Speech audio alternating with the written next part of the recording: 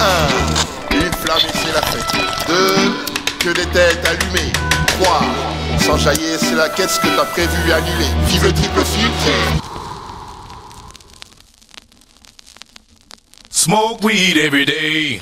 Bienvenue mes canailles sur Bud Thunder, premier podcast de Grower. Toujours Mr Green qui vous présente ce podcast. Avant de commencer cet épisode qui va être un peu différent de tous les podcasts qu'on a eu jusqu'à présent, je vous rappelle qu'on marche sans sponsor. Donc ici, il n'y a personne qui va te dire que ce truc c'est génial alors que tout le monde sait que c'est de la merde. Pour tous ceux qui se demandent comment nous soutenir, c'est très simple. Il y a plusieurs abonnements au Patreon. On a même 2 abonnements pour te faire découvrir qu'est-ce que c'est le chanvre à parfum cultivé en living soil. Et ce fameux disclaimer surtout à nos chers amis mineurs. Bon les mecs, je vais me répéter à chaque début de podcast. Fumer du gaz à plus de 30% en taux de THC alors que ton cerveau il est en plein développement, eh ben c'est une putain de mauvaise idée. On est à Barcelone et on se connecte sur le forum. Bon mes canailles, cet épisode il sera un petit peu différent d'habitude car au lieu d'inviter une dizaine de growers, là je vais inviter un professionnel. Vous allez découvrir une personne hyper inspirante et j'espère qu'elle va vous donner l'envie de faire. Comme on va parler pendant presque 2 heures sur ce podcast, on va découvrir sa vie et quel chemin il a pris pour en arriver là. Et on va découvrir que notre cher ami Cédric, il est passé par tout un tas de situations et que sa vie c'est pas un long fleuve tranquille. Et qu'aujourd'hui, la place qu'il a dans cette industrie, eh ben, il ne l'a pas du tout volée. J'espère que vous allez prendre autant de plaisir que j'en ai pris à écouter toutes ces histoires. Je ne vous en dis pas plus, mes canailles. Je vous laisse découvrir le boss de Happy's. Comment ça va, le Cédric ? Bah écoute, moi ça va très très bien aujourd'hui. Content d'être avec toi et pouvoir échanger sur un sujet très commun à nous deux, donc excité. C'est ça. Moi, je t'ai invité pour ce premier podcast parce que déjà, comment je t'ai découvert ? Je t'ai découvert via le Street Shop parce qu'un jour, le Street Shop, il partage une vidéo d'un mec que je vois dans les montagnes, un peu à la Frenchy Cannoli et tout, qui parle en anglais, mais ça sent l'accent français, tu vois. Un peu quand même, tu vois. Je dis pas que tu parles à la Frenchy Cannoli parce que lui, il avait vraiment l'accent... little bit, yeah. Il avait vraiment l'accent français dur. Fallait parler français pour comprendre son anglais, tu vois. Ça, c'est ma petite vanne que j'aime bien dire sur lui à chaque fois, que j'aime bien parce que c'était vraiment un amour. Du coup, voilà, je tombe sur ces vidéos, je suis là en mode, putain, mais c'est qui ce mec ? Et c'était il y a peut-être 2 ans à peu près que je t'ai envoyé un message en te disant, gars, parce qu'il y avait des photos, t'avais des archives et tout. Je disais, mais c'est quoi ce truc ? Tu viens d'où ? T'es qui ? Nanani, nanana. Et tu m'envoies, tu me dis, je travaille là, j'ai voyagé un peu partout. Et là, tu commences à me raconter un peu une histoire de ouf. Enfin, en tout cas, moi, qui me plaît beaucoup. Et je te dis, attends, mais ça, un jour, faut qu'on en parle tous les deux parce que il y a plein de personnes à qui ça peut inspirer. Je trouve que, et puis que ça donne aussi envie, que ça donne espoir. Enfin, ça fait voyager. Tout est positif, quoi, tu vois. Du coup, voilà. Du coup, je suis hyper content de t'avoir enfin. Après ces 2 ans où on s'est tourné autour, on s'était rencontrés à la Spanabis l'année dernière, où on s'était échangé quelques petites buts de runs et tout, tu vois. Très bonne d'ailleurs. C'est ça. Bah, la tienne aussi que tu m'avais filée était très bien aussi, tu vois. Et voilà, quoi. Comment ça va depuis tout ce temps ? Écoute, ça va très bien. Je pense que j'ai envie de commencer par déjà pour te remercier de prendre le temps et la considération d'entendre cette histoire et puis aussi remercier les partenaires comme Street Shop qui sans eux on serait pas je pense aujourd'hui forcément en train de parler. Donc, là, à l'heure d'aujourd'hui, ils sont plus vraiment partenaires. C'était à l'époque, c'était partenaire. Maintenant, le podcast, on est total indépendant. On n'a aucun sponsor, on n'a rien. Alors non, c'était plus vraiment de manière. Alors c'est plus de manière vraiment honnête, tu vois. Non mais je peux parler de partenaires en général. Non mais je précise plus pour les auditeurs parce que comme l'habitude de nos vidéos, ils avaient l'habitude d'avoir le Street Shop comme sponsor. sponsors. Et voilà, on a marché 1 an et demi, 2 ans avec eux.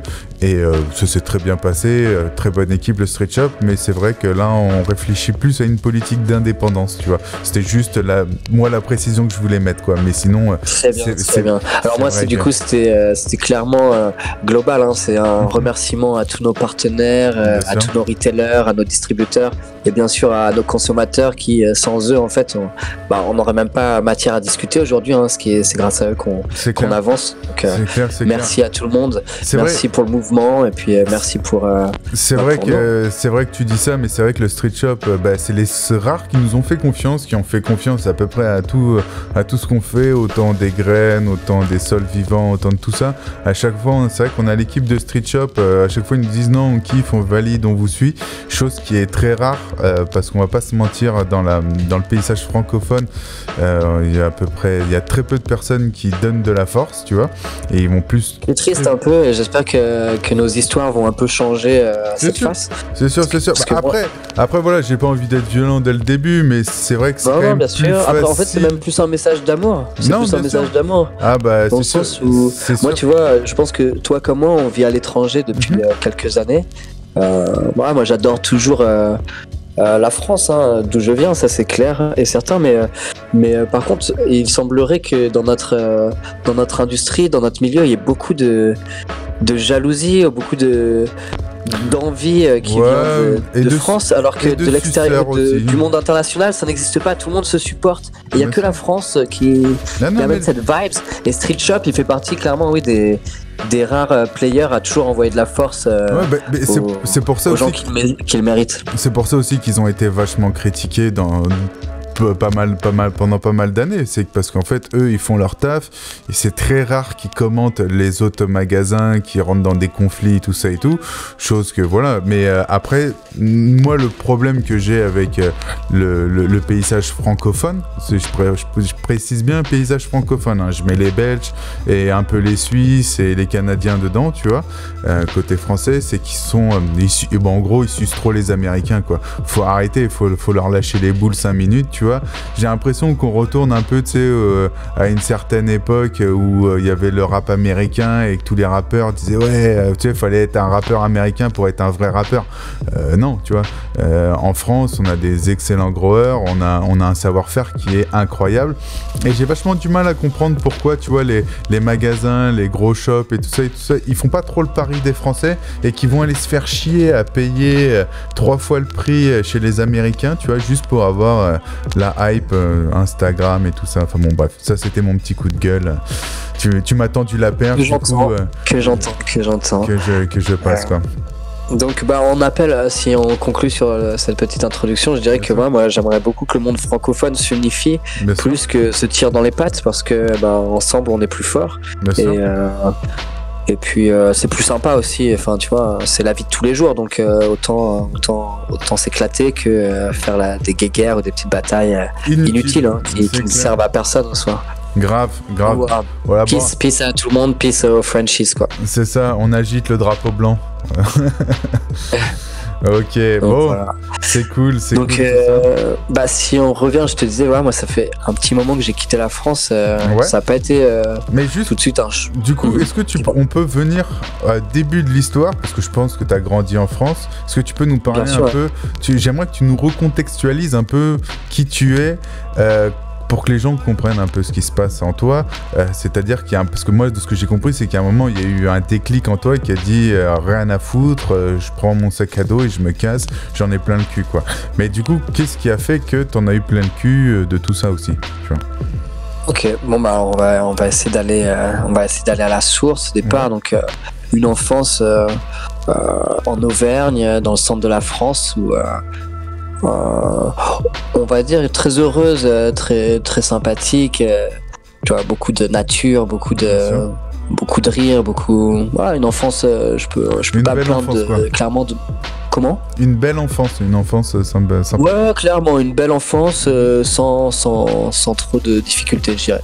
Et puis ensuite, il y a l'adolescence, il y a le lycée, Et puis, je crois qu'on en a parlé avant. Il y a le lycée qui nous répète dans nos cours de sociologie à la Pierre Bourdieu, voilà, vous, fils d'ouvrier, vous deviendrez ouvrier, fils de médecin, vous deviendrez médecin, etc.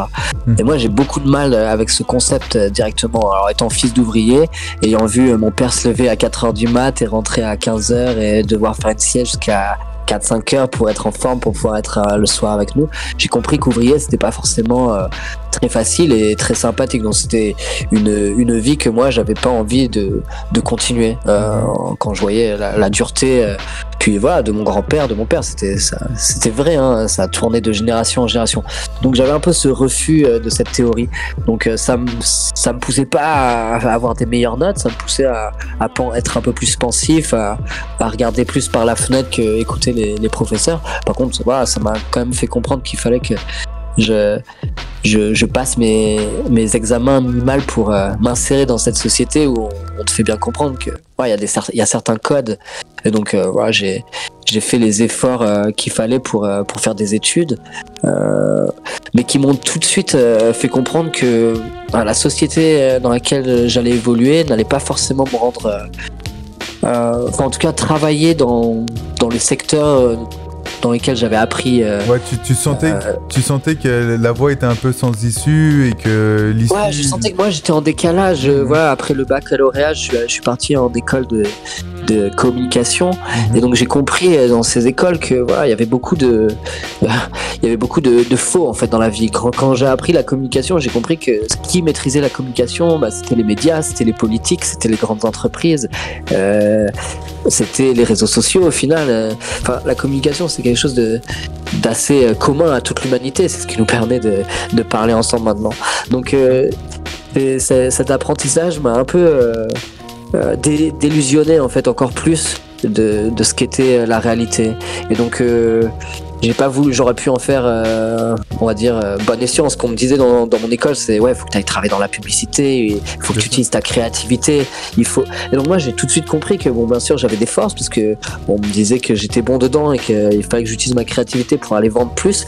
Par contre utiliser ma créativité pour vendre de la merde qui allait faire plus de mal que de bien, ça m'intéressait pas. Donc là je me retrouvais dans un conflit interne parce que tout ce qu'on me proposait en fait à ce moment-là, c'était toujours en fait des choses qui soit n'apportaient pas forcément de bonnes choses à l'humanité, soit c'était clairement néfaste, soit c'était du foutage de gueule, soit c'était des arnaques. Enfin bon, je trouvais pas en fait clairement chaussure à mon pied. Et puis j'ai eu la chance d'avoir une déception, on va dire amoureuse ou émotionnelle, je sais pas comment on dit. Et du coup j'ai décidé de tout lâcher en fait. Okay. Je suis parti, et ça je suis parti sur une date drôle pour une rupture sentimentale, mais je suis parti un 14 février du coup, et j'ai pris un billet qui était Paris-Mumbai, et je suis jamais rentré en fait. Je suis jamais rentré dans cette vie précédente. C'est-à-dire que le moment où j'ai pris cet avion, ma vie s'est transformée sur quelque chose que j'aurais jamais imaginé moi-même en fait. D'accord, mais toi là, pour que nous on comprenne, parce que là on comprend à peu près qui tu es, dans quelle est ta réflexion. Mais est-ce qu'à ce moment-là, toi en France, tu consommes déjà du cannabis? Est-ce que tu es déjà fumeur? Est-ce que quand tu pars à Bombay, c'est pour te dire vas-y je fais un voyage cannabique ou ça, ou alors c'est juste vas-y je pars à l'autre bout du monde, rien à foutre, direction voilà quoi? Alors le cannabis, il arrive assez tôt dans ma vie, je dirais même trop tôt, hein. C'est maintenant avec ma connaissance du sujet, j'aimerais du coup éduquer la jeunesse à comprendre que le cannabis c'est plus un outil que on va dire une drogue récréative à utiliser quand tu as 12 ans ou 15 ans, ou voire 18 ans même, ou même 20 ans. Tu sais, moi ce que je dis toujours, c'est qu'on est des crash tests de la j'allais dire de la légalisation, mais justement non, de la répression anti-drogue, tu vois. C'est qu'au lieu de... Ok, là je sais ce que tu te dis.